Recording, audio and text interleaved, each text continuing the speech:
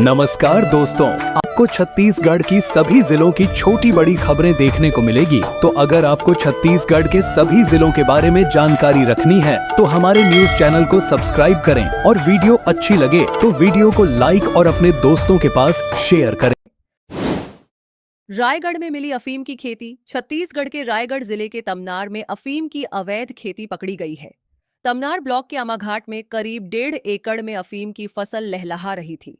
20 मार्च को मामले की सूचना मिलते ही पुलिस और प्रशासन की टीम मौके पर पहुंची। जानकारी के अनुसार झारखंड का रहने वाला मार्शल सांगा यहां 10 से 12 साल से खेती कर रहा है। उसने आमाघाट के किसान से तरबूज ककड़ी उगाने के लिए खेत लिया था। पुलिस ने सांगा को हिरासत में लिया है। खेत किसका है, किसके संरक्षण में खेती हो रही थी, इसकी जांच जारी है। बता दें कि पिछले 15 दिन प्रदेश में यह चौथा अफीम का खेत मिला है। पूर्व मुख्यमंत्री भूपेश बघेल ने एक्स पर पोस्ट कर भाजपा सरकार पर अफीम की खेती को संरक्षण देने का आरोप लगाया है। बिलासपुर में फूलों से सजा मां महामाया का दरबार। गुरुवार से चैत्र नवरात्रि की शुरुआत हो चुकी है।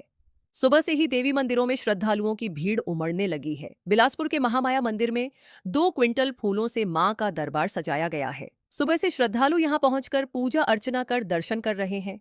अंबिकापुर के महामाया मंदिर में भी भक्त सुबह से पहुंचने लगे हैं। दंतेवाड़ा के दंतेश्वरी मंदिर और डोंगरगढ़ स्थित मां बमलेश्वरी मंदिर में भी तड़के से श्रद्धालुओं का आना जारी है।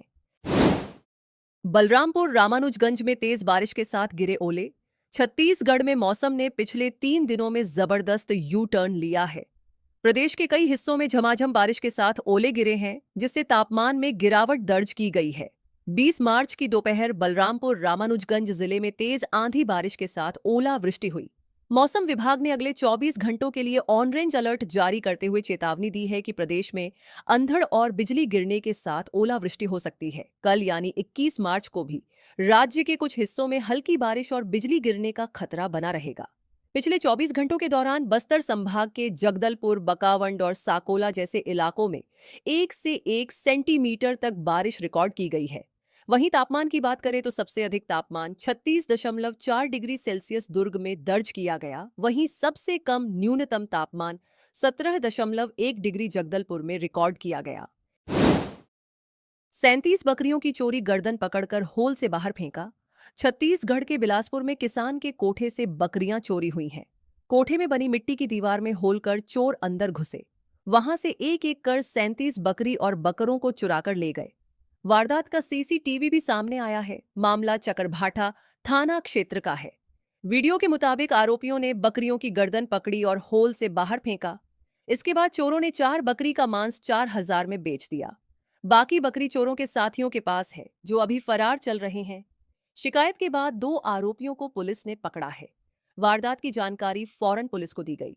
शिकायत में 37 बकरी बकरों की चोरी बताई गई, लेकिन पुलिस ने केवल 17 की चोरी का मामला दर्ज किया। धर्मांतरण कराने पर उम्र कैद, मददगारों को भी होगी जेल। छत्तीसगढ़ विधानसभा में धर्म स्वातंत्र्य विधेयक 2026 पास हो गया है।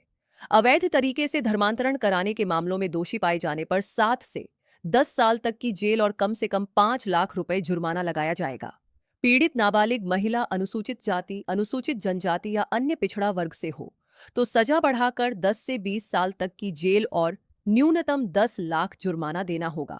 वहीं सामूहिक धर्मांतरण के मामलों में 10 साल से लेकर आजीवन कारावास होगी। कम से कम 25 लाख रुपए जुर्माना लगेगा। गृह मंत्री विजय शर्मा द्वारा पेश किया गया यह नया विधेयक वर्ष 1968 के पुराने कानून की जगह लेगा। नवरात्रि में कलश यात्रा को पुलिस ने रोका। चैत्र नवरात्रि पर राजधानी में प्रदर्शन कर रहे डीएलएड अभ्यर्थियों की कलश यात्रा को पुलिस ने बीच में ही रोक दिया।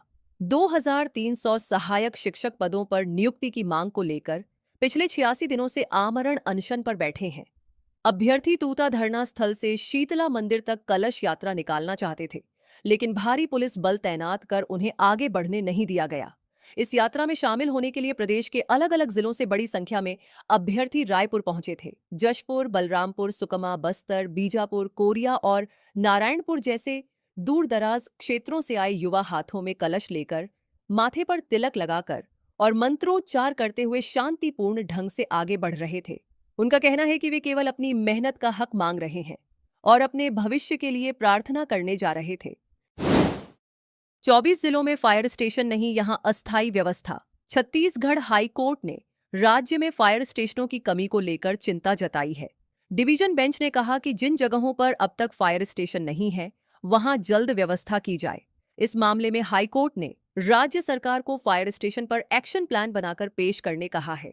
दरअसल बिलासपुर में फायर स्टेशन निर्माण के लिए साल 2020 में मंजूरी मिल गई थी, लेकिन 2.5 साल में जिला प्रशासन के अफसर जगह की तलाश नहीं कर पाए। मोपका स्थित विद्युत वितरण कंपनी के सब स्टेशन और दुकानों में आग लगने के बाद फायर स्टेशन निर्माण का मामला फिर से उठा। इसे लेकर मीडिया में खबरें भी आई, जिसे हाईकोर्ट के चीफ जस्टिस रमेश सिन्हा ने संज्ञान में लेकर जनहित याचिका मानकर सुनवाई शुरू की है। दुर्ग में 5 निजी अस्पतालों के लाइसेंस रद्द। दुर्ग जिले में निजी अस्पतालों की व्यवस्था को सुधारने के लिए प्रशासन ने बड़ी कार्रवाई की है। कलेक्टर और जिला दंडाधिकारी अभिजीत के कहने पर सभी निजी अस्पतालों का निरीक्षण कराया गया।